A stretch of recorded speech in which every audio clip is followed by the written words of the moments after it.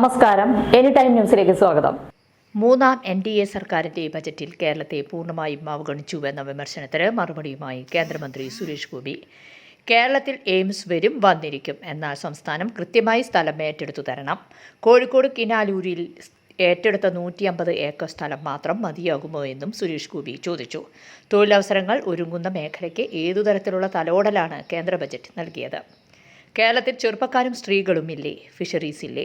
വസ്തുതകൾ പരിശോധിക്കൂ എന്നും സുരേഷ് ഗോപി മാധ്യമങ്ങളോട് പറഞ്ഞു. News desk any time news. കൂടുതൽ വാർത്തകൾക്ക് ഞങ്ങളുടെ ചാനൽ സബ്സ്ക്രൈബ് ചെയ്യുക, ഫേസ്ബുക്ക് ഫോളോ ചെയ്യുക. വാർത്തകൾ വേഗത്തിലറിയാൻ എനി ടൈം ന്യൂസ്.